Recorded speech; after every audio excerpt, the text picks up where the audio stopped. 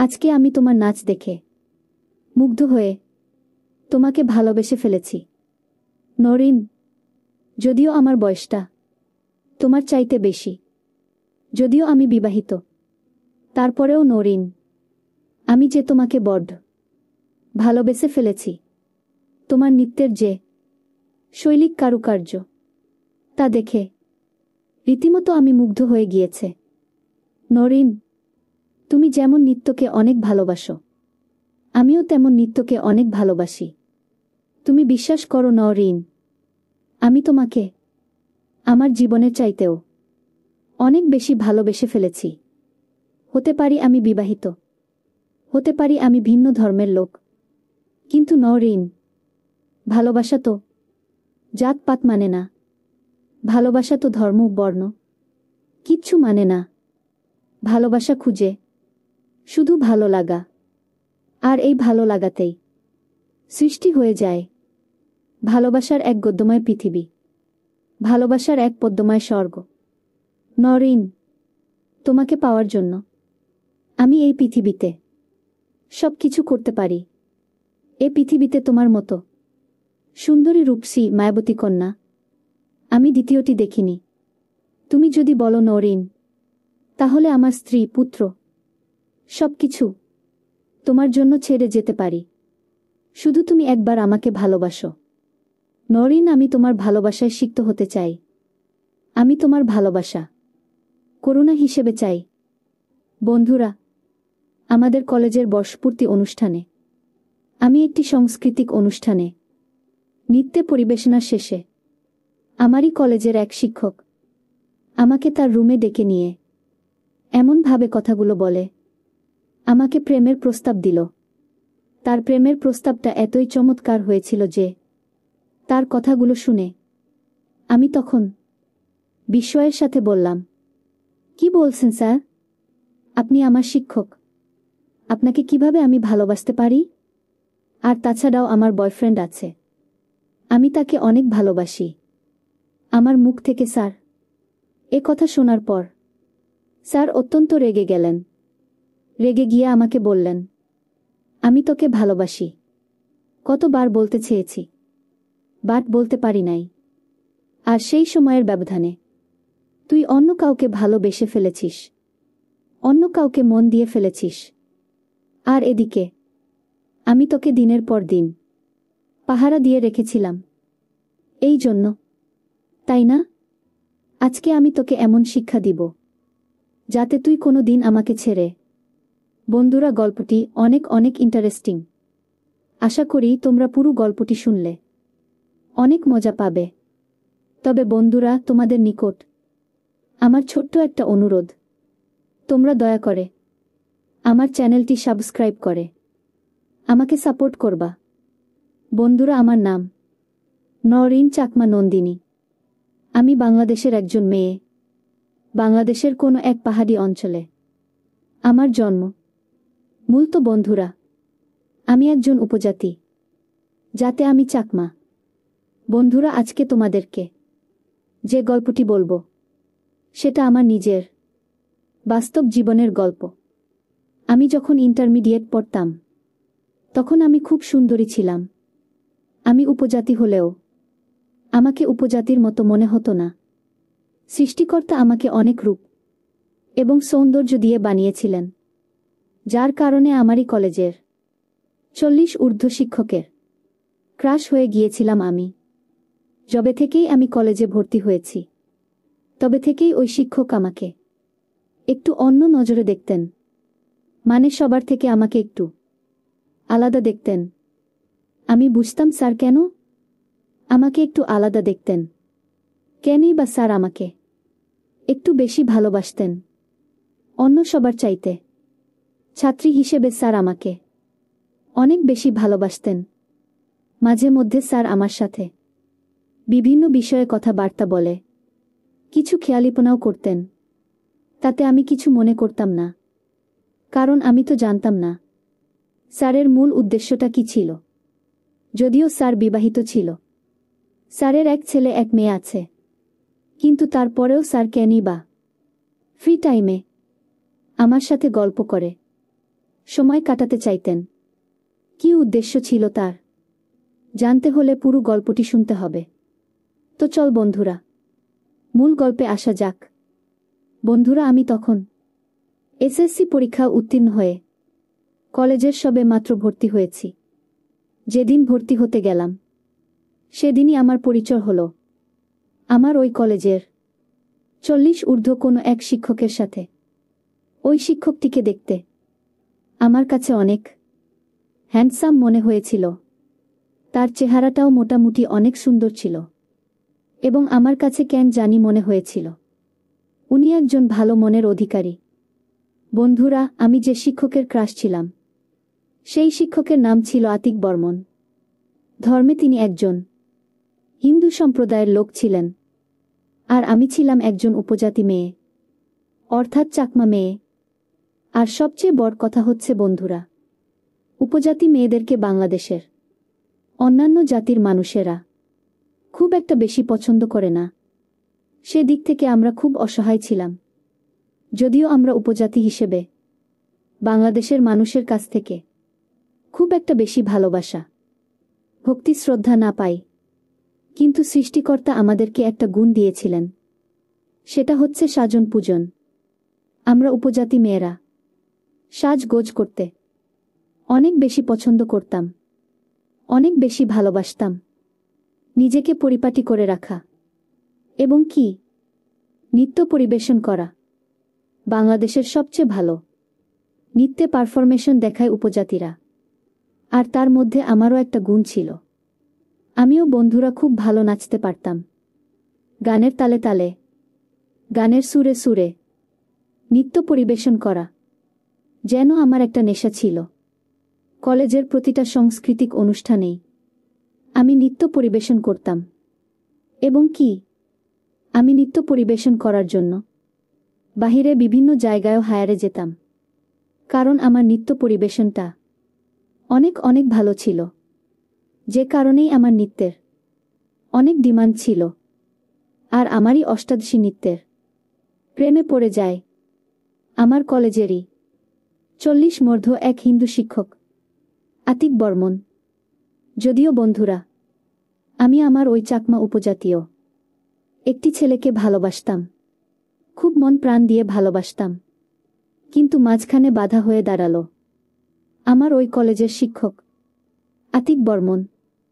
সে আমাকে কোনোভাবেই হারাতে চায় না, আমাকে তার জীবনসঙ্গী করতে চায়।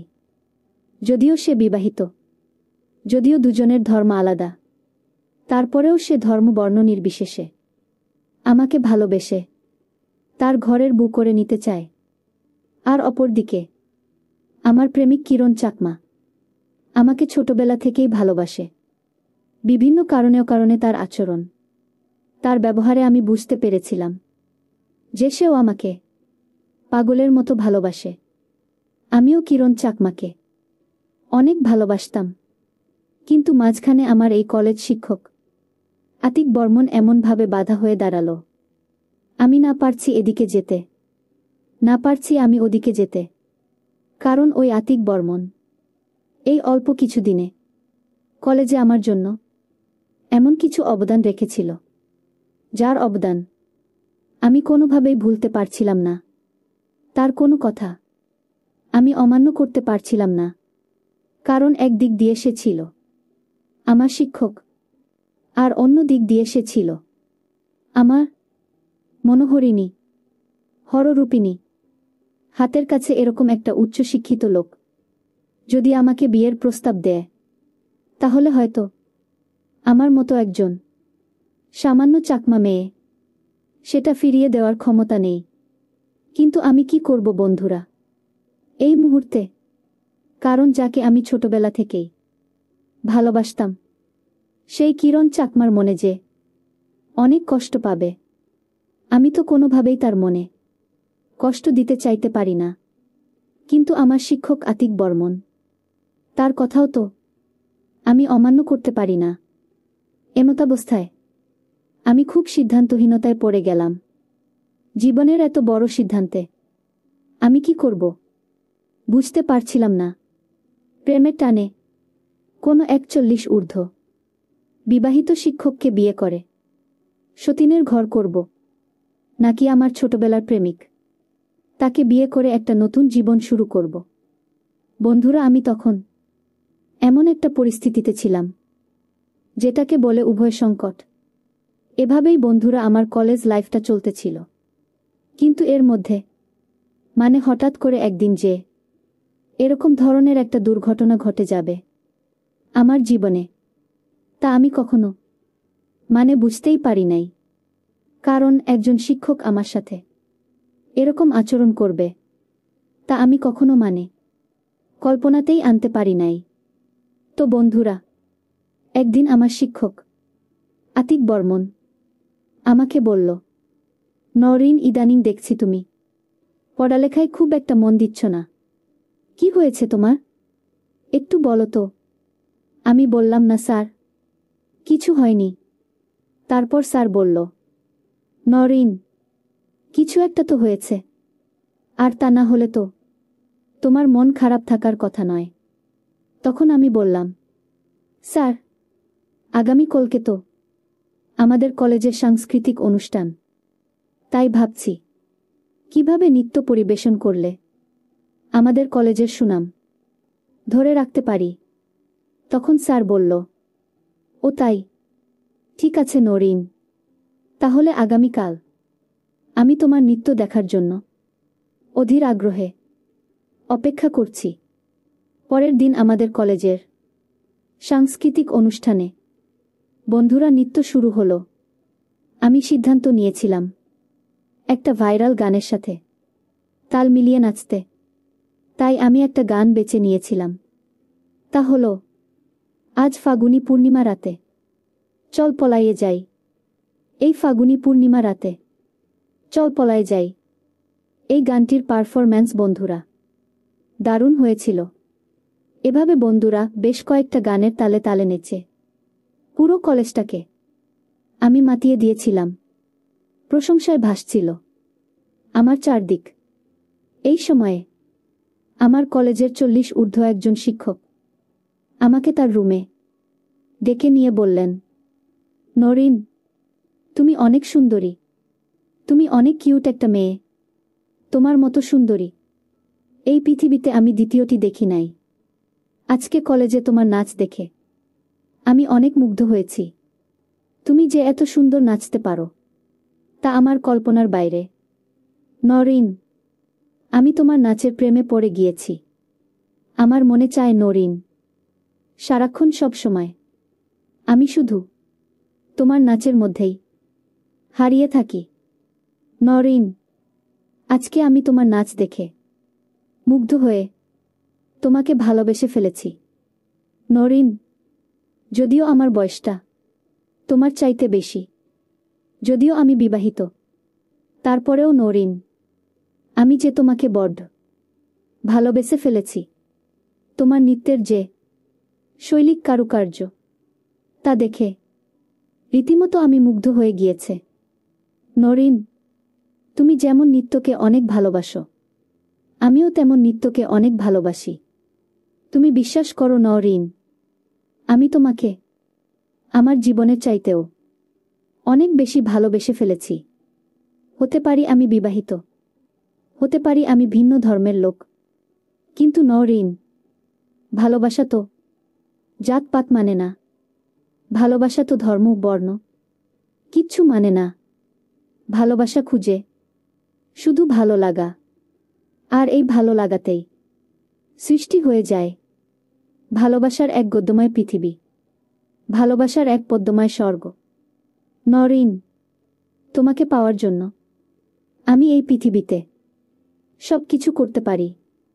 এই পৃথিবীতে তোমার মতো সুন্দরী রূপসী মায়াবতী কন্যা আমি দ্বিতীয়টি দেখিনি। তুমি যদি বলো নওরিন, তাহলে আমার স্ত্রী পুত্র সব কিছু তোমার জন্য ছেড়ে যেতে পারি। শুধু তুমি একবার আমাকে ভালোবাসো। নওরিন, আমি তোমার ভালোবাসায় সিক্ত হতে চাই। আমি তোমার ভালোবাসা করুণা হিসেবে চাই। বন্ধুরা, আমাদের কলেজের বর্ষপূর্তি অনুষ্ঠানে আমি একটি সাংস্কৃতিক অনুষ্ঠানে নৃত্যে পরিবেশনার শেষে আমারই কলেজের এক শিক্ষক আমাকে তার রুমে ডেকে নিয়ে এমনভাবে কথাগুলো বলে, আমাকে প্রেমের প্রস্তাব দিল। তার প্রেমের প্রস্তাবটা এতই চমৎকার হয়েছিল যে তার কথাগুলো শুনে আমি তখন বিস্ময়ের সাথে বললাম, কি বলছেন স্যার? আপনি আমার শিক্ষক, আপনাকে কিভাবে আমি ভালোবাসতে পারি? আর তাছাড়াও আমার বয়ফ্রেন্ড আছে, আমি তাকে অনেক ভালোবাসি। আমার মুখ থেকে স্যার এ কথা শোনার পর স্যার অত্যন্ত রেগে গেলেন। রেগে গিয়ে আমাকে বললেন, আমি তোকে ভালোবাসি, কতবার বলতে চেয়েছি, বাট বলতে পারি নাই। আর সেই সময়ের ব্যবধানে তুই অন্য কাউকে ভালোবেসে ফেলেছিস, অন্য কাউকে মন দিয়ে ফেলেছিস। আর এদিকে আমি তোকে দিনের পর দিন পাহারা দিয়ে রেখেছিলাম। এই জন্য আজকে আমি তোকে এমন শিক্ষা দিব যাতে তুই কোনো দিন আমাকে ছেড়ে কেন চিন্তায় করতে না পারিস। তারপর বন্ধুরা, আমি আর কি করব? আমি তখন নিশ্চুপ ছিলাম, অসহায় ছিলাম, কারণ এমন একটা পরিস্থিতিতে আমি ছিলাম যেখানে আমাকে বাঁচাবার মতো কেউ ছিল না। পরিবেশ আর পরিস্থিতিকেই আমাকে মেনে নিতে হয়েছিল সেদিন তার নিষ্ঠুরতম আচরণ। আর সেদিন তারই আচরণের ফলে আমি তার মায়ে এমনভাবে আটকে গিয়েছিলাম, আমি আর তাকে ছেড়ে আসতে পারলাম না। অল্প কিছু দিন পরেই আমি জানতে পারলাম আমার কলেজের শিক্ষক আতিক বর্মনের ভবিষ্যৎ প্রজন্মের অধিকারী হতে চলেছি আমি। তারপর বন্ধুরা, কি করব আমি বুঝতে পারছিলাম না। খুব দ্রুত আমি আমার শিক্ষক অমিত বর্মনের কাছে বিষয়টা শেয়ার করলে উনি আমাকে পরের দিনই বিয়ে করে ফেলেন।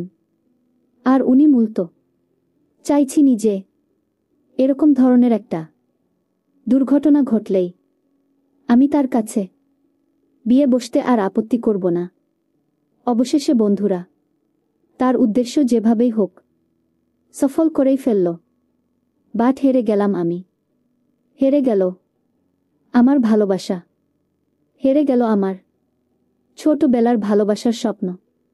বন্ধুরা, আমি এখন 40 ঊর্ধ্ব কোনো এক বয়স্ক কলেজ শিক্ষকের বউ। ভাবতেই বিশ্বাসটা কেমন জানি অবাক লাগে। অবাক লাগলেও এটিই সত্য। যদিও আমার স্বামীর বয়স একটু বেশি, কিন্তু আমার মনটাকে এই ভেবে সান্ত্বনা দেই যে শত হলেও উনি এখন আমার স্বামী। স্বামী হিসেবে উনি খারাপ না। এই বুড়ো বয়সেও উনি আমাকে যথেষ্ট ভালোবাসে। তবে বন্ধুরা, এই বুড়ো মানুষের সাথে বেশ কয়েকদিন সংসার করে এটাই বুঝতে পারলাম যে পুরুষ মানুষ কখনো বয়সে আটকায় না, পুরুষ মানুষ আটকায় কৌশলে। তো বন্ধুরা, পরিশেষে আমি তোমাদেরকে একটি কথাই বলবো যে আসলে যার ভাগ্যে যা লেখা থাকে তাই হয়। অর্থাৎ আমার কপালে যা ছিল তাই হয়েছে। তবে সেক্ষেত্রে কিছুটা সাবধানতা অবলম্বন করলে আজকে আমার এই সমস্যা হতো না। বন্ধুরা, আজকে এই পর্যন্তই। আবারও আসবো তোমাদের মধ্যে নতুন কোনো ভিডিও নিয়ে। ভিডিওটি যদি তোমাদের ভালো লাগে তাহলে একটি লাইক দাও। প্রতিদিন আমি তোমাদেরকে একটা করে নতুন গল্প উপহার দিব। তাই তোমাদেরকে অনুরোধ করে বলছি, তোমরা যদি এই রকম ধরনের ইন্টারেস্টিং গল্প পেতে চাও তাহলে দয়া করে আমার চ্যানেলটি সাবস্ক্রাইব করো।